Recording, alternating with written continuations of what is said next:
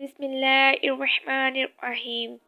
تمام ناظرین و سامعین کو the golden age of Islam channel میں دل کی گہرائیوں سے خوش آمدید اور پیار بھرا السلام علیکم ورحمۃ اللہ وبرکاتہ۔ میں امید کرتی ہوں کہ آپ سب دوست خیر و عافیت سے ہوں گے۔ اللہ پاک سے دعا ہے کہ اللہ تعالیٰ آپ کی ہر جائز خواہشات کو پورا فرمائے اور آپ کو اپنے حفظ و امان میں رکھے، آمین۔ اللہ تعالیٰ نے سب سے پہلے اپنی کون سی مخلوق کو پیدا فرمایا، اسی طرح ہم آج کی ویڈیو میں یہ جانیں گے کہ اللہ تعالیٰ نے کیسے زمین اور پھر دوسری تمام چیزوں کو پیدا فرمایا۔ Don't forget to subscribe my YouTube channel. آئیں ویڈیو کا آغاز کرتے ہیں۔ لہٰذا ہم سب سے پہلے قرآن کریم کی رہنمائی حاصل کر لیتے ہیں۔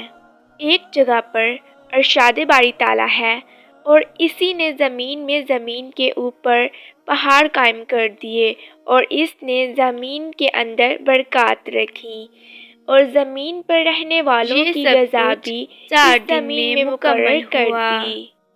دریافت کرنے والوں کے لیے یہ واضح اور پورا بیان ہے۔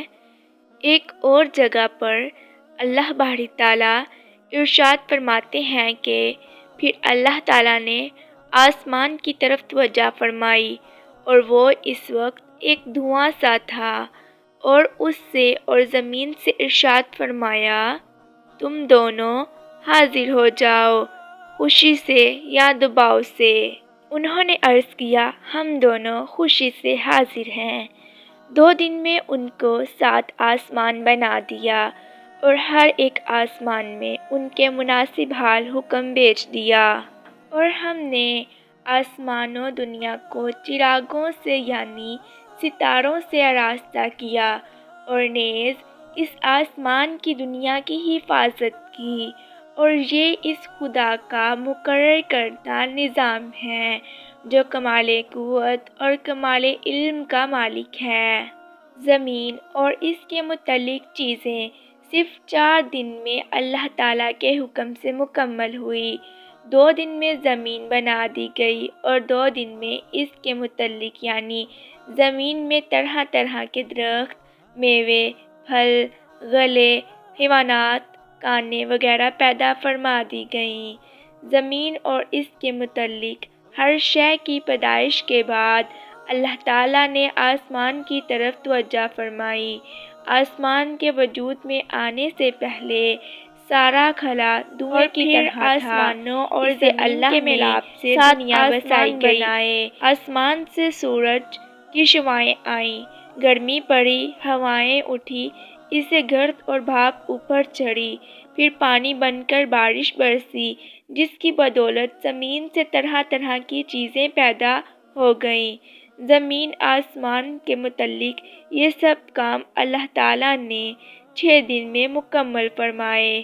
اللہ تعالیٰ ارشاد فرماتا ہے کہ بے شک تمہارا رب اللہ ہے، جس نے پیدا کیا آسمان اور زمین 6 دن میں۔ اس کے بعد اللہ تعالیٰ نے زمین پر پہاڑ قائم کیے۔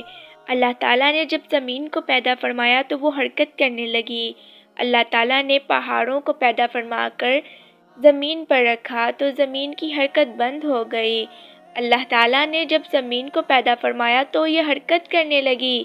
اللہ تعالیٰ نے اس کی حرکت کو روکنے کے لیے پہاڑوں سے میوہوں کا کام لیا۔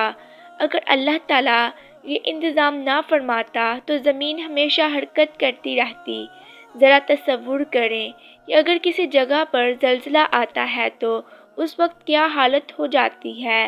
جس کو موقع ملتا ہے وہ جان بچانے کے لیے گھروں کو چھوڑ کر جنگلوں بیابانوں میں نکل پڑتا ہے۔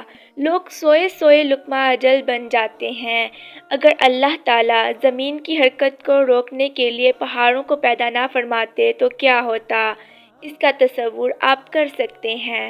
زمین و آسمان کی پیدائش کے بعد باقی مخلوقات وجود میں آتی ہیں۔ آسمان اور زمین کی مخلوقات کی ترتیب کیا ہے، اس کے بارے میں امام مسلم رحمۃ اللہ علیہ نے سیدنا ابو ہریرہ کی روایت پیش کی ہے کہ نبی اکرم صلی اللہ علیہ وآلہ وصحبہ وسلم نے میرا ہاتھ پکڑا اور فرمایا کہ اللہ تعالیٰ نے ہفتے کے دن مٹی کو پیدا کیا اور اتوار کے دن زمین میں پہاڑ، پیر کے دن درخت، منگل کے دن تکلیفیں، مصائب، جراثیم اور بیماریاں، اور بدھ والے دن نور کو، جمعرات کے دن زمین میں چوپایوں کو پھیلا دیا اور تمام مخلوقات میں جمعے کے دن آخری گھڑیوں میں یعنی عصر اور رات کے درمیان میں حضرت آدم علیہ السلام کو پیدا فرمایا۔ مطلب یہ کہ ابتدائے اور افینش میں جن مخلوقات کی پیدائش ہوئی ان میں سے آخری مخلوق انسان تھا۔ اس حدیث میں مختلف حالات کو نہایت وضاحت سے بیان کیا گیا ہے۔ اس سے بخوبی پتہ چلتا ہے کہ آخری نمبر حضرت آدم علیہ السلام کا تھا، جبکہ آدم علیہ السلام نسل انسانی میں سب سے پہلے اور تمام انسانوں کے باپ ہیں۔ انسانوں سے پہلے فرشتے اور جن پیدا ہو چکے تھے۔ محب عقل مخلوقات میں سب سے پہلا نمبر فرشتوں کا، دوسرا نمبر جنوں کا اور تیسرا نمبر انسانوں کا ہے۔ فرشتوں کا اصل ٹھکانہ آسمان ہے۔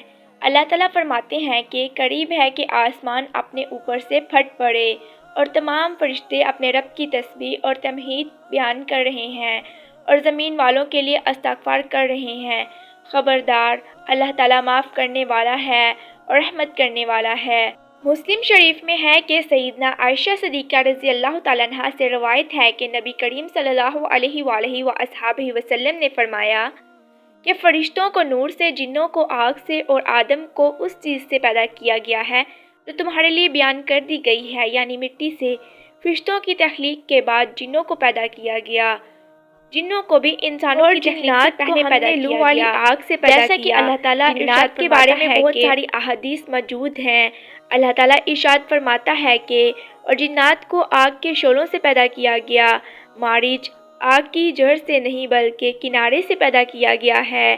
قرآن مجید میں اللہ تعالیٰ نے شیطان ابلیس کا قول نقل کیا ہے، تو نے مجھے آگ سے پیدا کیا۔ اسی طرح پہلے بھی بیان ہو چکا ہے کہ اللہ تعالیٰ نے فرمایا اور اسی طرح ہم نے جنات کو لو والی آگ سے پیدا کیا۔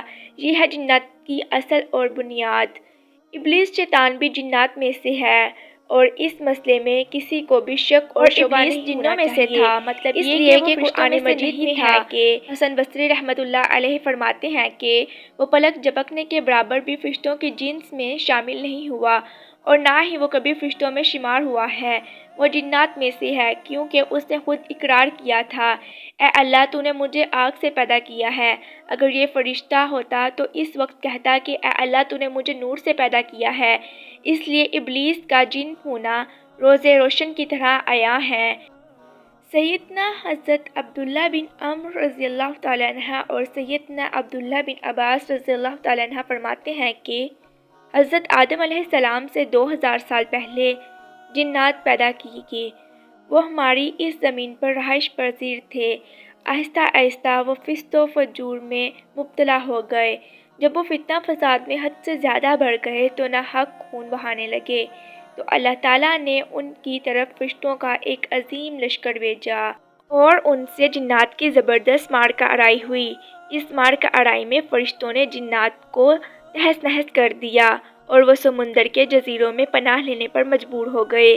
زمین پر ہر براعظم سے انہیں جلاوطن کر دیا گیا، چنانچہ آج تک وہ انہی جزیروں میں رہتے ہیں۔ یہ واقعہ حضرت آدم علیہ السلام کی تخلیق سے پہلے کا ہو چکا ہے۔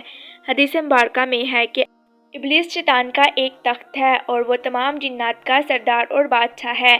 اس کا شاہی تخت پانی پر ہے، اگرچہ اس کی متعین جگہ ہمیں معلوم نہیں۔ یہاں تک ذکر تھا حضرت آدم علیہ السلام کی پیدائش سے پہلے تک کا۔ آج کی ویڈیو میں بس اتنا ہی۔ امید ہے کہ آپ سب کو میرا کنٹینٹ پسند آیا ہوگا۔ انشاءاللہ آپ سب سے اگلی ویڈیو میں ملاقات ہوگی۔ چینل کو سبسکرائب کریں اور بیل آئیکن کو آن کریں تاکہ میری آنے والی ہر ویڈیو سب سے پہلے آپ تک پہنچ سکے۔ Thanks for watching. اللہ حافظ۔